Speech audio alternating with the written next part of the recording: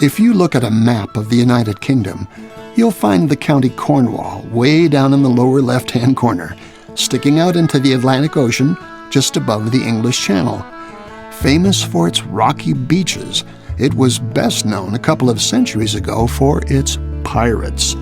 And the way they talk in Cornwall is exactly how you imagine pirates would sound.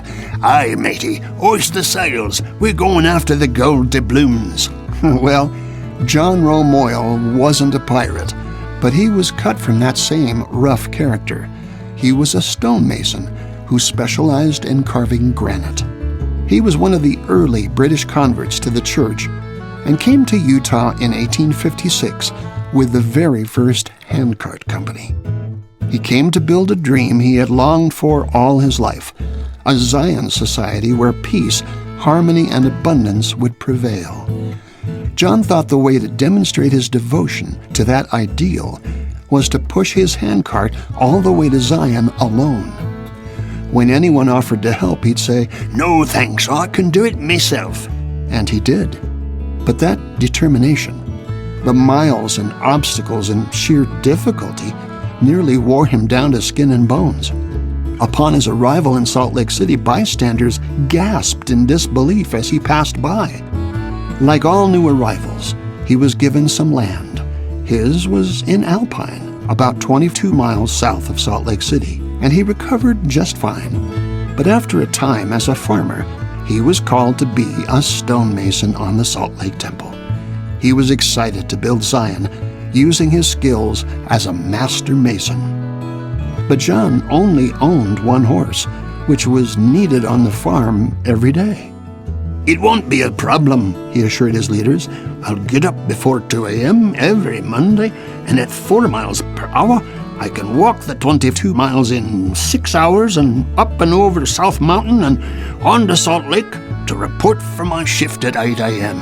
I'll stay the week with my oldest son who lives nearby, and then on Friday at 6 p.m. when my shift ends, I'll walk the 22 miles back home." All day Saturday, he worked as hard as he could to make up for his absence during the week. Sunday was his day of rest, and Monday he started it all over again. For several years, this was his schedule, until one Saturday morning, as he was milking the cow, she got agitated and kicked her right front hoof back, smashing John's right leg into an open compound fracture. Back then, the only way they had to deal with that kind of break was to amputate. So they pulled a door off John's cabin, strapped him to it so he wouldn't move too much from the pain, and with a buck saw, cut off his leg just below the knee. They cauterized the wound so he wouldn't bleed to death and left him to heal.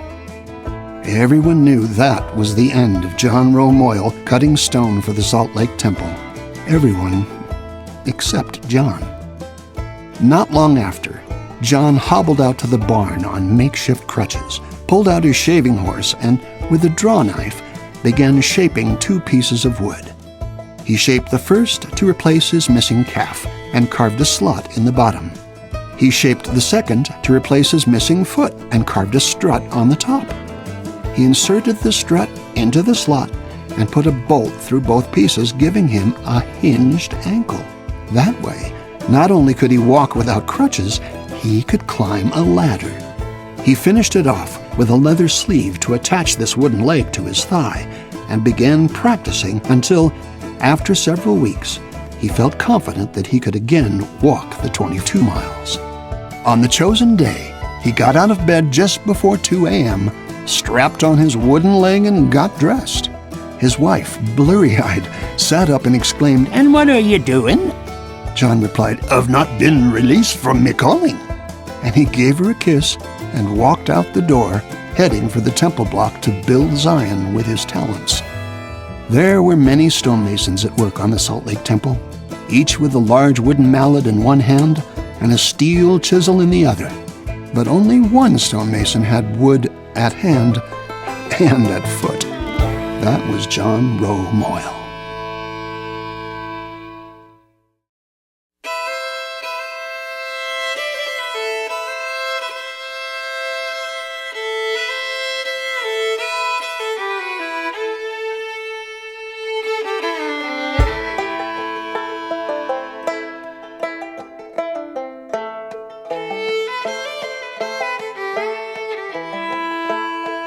I shoulder my full burden, I carry my full load. No matter how hard the trial, no matter how long the road,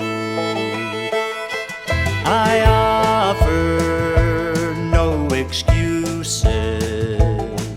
I give all I have to give.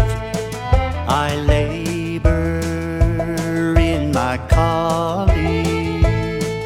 This is the creed by which I live.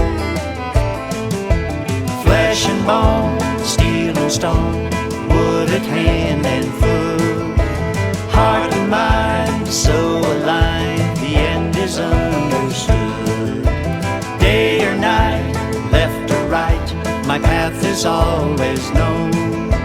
To the end that God's my friend, my life is set in stone. While others are still sleeping, I travel my well-worn trail to be where I am wanted each morning without fail. I chisel sacred granite, I finish its speckled face, and I leave my marks upon it forever in this sacred place. Flesh and bone, steel and stone, wood at hand and foot, heart and mind so aligned, the end is understood. Day or night, left or right, my path is always known. To the end that God's my friend, my life is set in stone. And when the bucksaw took my flesh and bone below the knee, and others thought it surely meant the end, to me it only meant another way had to be made, to take that walk and make that climb again. Flesh and bone, steel and stone, wood at hand and foot, heart and mind so aligned, the end is understood. Day or night, left or right, my path is always known. To the end that God's my friend, my life is set in stone.